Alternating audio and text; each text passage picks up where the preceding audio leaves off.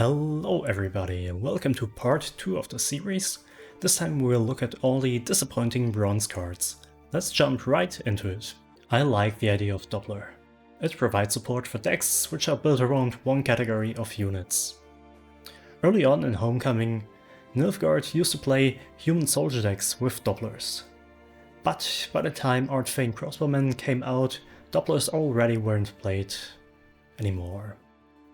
Now, Nilfgaard, the only faction which ever really played them, has a better alternative. Making them into a 5 provision card will make them into a decent one of 4 Sem decks that need a point slam early in round 1. There's more decks around that play with mostly one category than you might first think. So I hope that a buffed Doppler can find play. Arena and Draga is one of those cards you get a lot in draft, but once you're in a game you hope you don't draw them. And Draga's countdown just hurts it a lot, and Bloody Good Friends is a bloody good alternative. Not that Draga was played before they came out anyways, so there's no reason to ever include Draga in a constructed deck. Insanity cards are a cool concept, but Arena and Draga, like many of them, is very underwhelming. I feel like she should be completely reworked. Lyrian Cavalry is one of those cards that were mutilated to indirectly nerf Portal. Now it suffers from not synergizing with the old school Arbalest Order archetype. This wasn't a problem when they were summoned by Portal.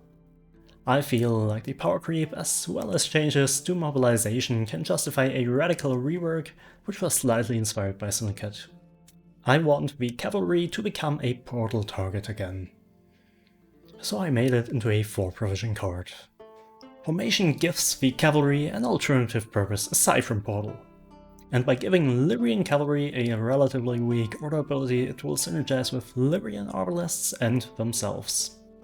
Inspirational Ballad and Undying First. They are low tempo, they have never been played, and they are plain bad. Splitting them into a 2-point for engine makes them basically 3 instant points. The other 3 can cancel out bleeding from cards like Raiding Fleet, or Vitality for example in the Nature's Gift matchup. Inspirational Ballad and Undying First will still be less competitive. But using them in Bleed or Vitality quest decks will feel better. And they will still be 6 points for 4 provisions, which is kind of okay. Rune Word is a bad version of Mad Charge. Both are 4 provision cards, but Mad Charge has a point ceiling of 7 while Rune Words is 4. The shield and potential shield synergies don't compare to 3 more points, and to armor and warfare synergy. Just like Mad Charge works best with knights, I want Rune Word to support mages. Giving it a conditional 3-point boost makes it higher tempo while staying in line with existing cards. It might even be worth a consideration in Elzor NR. Tursek Axemen were one of the most iconic open beta cards. In Homecoming they never saw play. The effect seems too difficult to set up and the payoff isn't really worth it.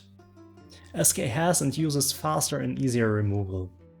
Unit of Belhaven will probably run an X-Men even more useless than he already is.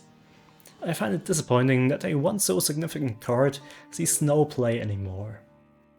So I hope that X-Men will be reworked. Werewolf was played a lot in early Homecoming, but now immunity is less meaningful. And after Force of Nature was reworked, Werewolf has lost its last bit of synergy.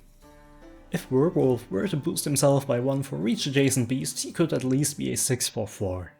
Perhaps the reworked Werewolf can see some play in singleton decks, or in some kind of beast archetype that has yet to be fleshed out. Combat Engineer is one of the weirder Nilfgaard cards. He is best when combined with artifacts, but the only artifact Nilfgaard plays these days is Masquerade Ball, and I've never seen a ball deck with him in it. As it stands, Combat Engineer has no place in Nilfgaard, his effect isn't useful at all and he never saw play as far as I can remember. He very much is a disappointing card and is in dire need of a rework. Let's talk about Beggar. He was played for about a month when Syndicate first came out, then he disappeared into a dark alley never to be seen again. Mutant Maker came out with the Master Mirror expansion, and as an easy 7/4/4, he sees some play in Devotion decks. I want to tweak Bear by improving his bonded effect. Spawning Swindle synergizes with Intimidate, Lined Pockets and Herald Gord, while maintaining a similar power level outside of these synergies. Let's support this struggling artist because, well, you know what happens if you don't. Wolfpack. Now, you won't believe me if you weren't there, but Wolfpack was actually in a lot of decks in early Homecoming. No changes were made to them since then and they've seen no play in ages. That's disappointing. I want to tweak Wolfpack's ability by adding a bonded effect. It makes sense, I believe, because wolves hunt in packs and are stronger in packs. If you play Corrupted Flaminica, this change will make them feel like less of a brick if you aren't able to discard Wolfpack. Arca Spore is the last bronze card we're gonna look at today. Larry isn't what he used to be. Increasing the damage or power will not make Arca Spore playable.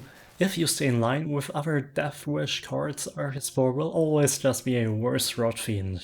Larry is an open beta favorite and deserves to be the core of a yet-to-be-developed plant archetype.